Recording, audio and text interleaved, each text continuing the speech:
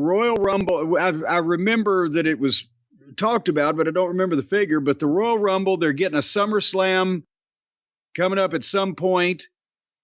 They got the another big show maybe in that package. They were in Indy for SmackDown the night before over at the little bitty field house, only seated 15,000 or whatever. How much money did they get to have them just verbally fillet the city of Indianapolis? And Pat McAfee, my God, he wanted to. I'm afraid if he was to go out on the street and take a manhole cover off, he would stick his manhood in a manhole cover of the city of Indianapolis. Am I overstating this? I don't know what the hell that means. I've never heard that analogy before. What the hell does that mean? If you want to make love to the entire city, you just take off a manhole cover and go to town. Guess it'll have to be a small manhole cover. Manhood with a hood over the hole. We don't know, but the orifices were very kind to Indy. Well, they were, and if you saw the press conference, I know you didn't, but Paul Levesque, the first thing he did was blow Pat McAfee and put him over the top for connecting them with the people from Indianapolis. So we'll see. But according to the Indy Star newspaper, Royal Rumble, SummerSlam, and WrestleMania stand to bring in excess of $350 million in economic impact to Indy when it's all said and done. More than $40 million is expected to be infused into the city from the Royal Rumble alone. But how much did the city infuse into the WWE? Was that reported? I'm trying to find the number. I'll let you know what I find. Because I think that infusion it has to be significant for the level of, my God, Vince didn't talk about the Garden like they were talking about Indy, that Tuttle in town. And they didn't even once mention a St. Elmo Steakhouse. Or St. Elmo's Fire. Well, no, hold your tongue. No, well, yes, but hold your tongue on it because St. Elmo's is a historic place. We don't want it to burn down, and they still grill those steaks the old-fashioned way.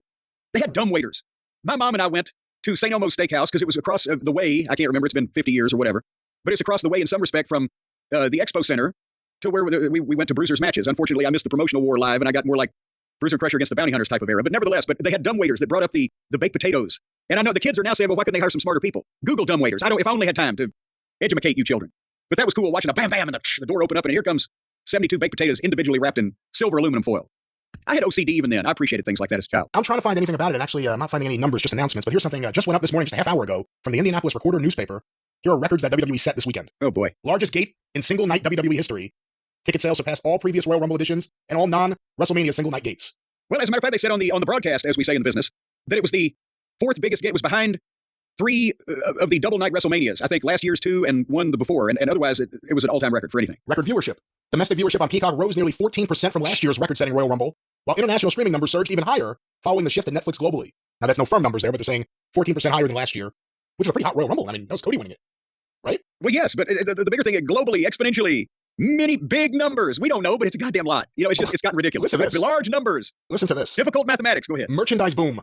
In partnership with Fanatics, merchandise sales soared more than 95% over the previous record set in 2024, making it the highest-grossing non-WrestleMania event in WWE history. Now, wait a minute. I'm just a small-town bird lawyer, Brian. We've established that. But an increase of 95% means that they doubled what they did last year, which was a record? Sponsorship revenue soars. 14 sponsors. All matches featuring sponsorship. Revenue climbed 94% over last year's record. God, it's not even just like 5% increase. 94%, 95%. And finally, social media explosion. The event set a new high for social video views in Royal Rumble history. A standout moment featuring Braun Breaker spearing popular streamer iShow Speed became the most viewed Royal Rumble social post of all time, generating over 300 million views Jesus H. Christ. in less than 24 hours. Reads like a press release. I don't know if it was sent to them as a press release, but it's from the Indianapolis Recorder. Well, so good Lord, if they could have only got rid of Vince 10 years ago, what the fuck may have happened? But you know what? If they had gotten rid of Vince 10 years ago, let's say, or 15 years ago, I don't know if everything would have ended up the same way. It was kind of a perfect storm. Nick Khan is the right guy, and no one can deny that in any way.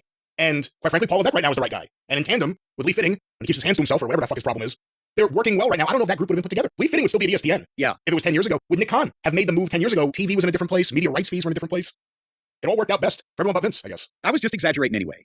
They could have kept him till maybe 6 years ago. No, anyway, so we were in Indianapolis for the Royal Rumble, where apparently every single son of a bitch of the 70,000 people that showed up to the Lucas's Stadium, apparently every single one of them had an ATM in their back pocket and just fucking pissed cash across the merchandise tables and lived like Caligula. I don't know what's going on with these people. I used to blame spotty Wi-Fi for my trolling, but now with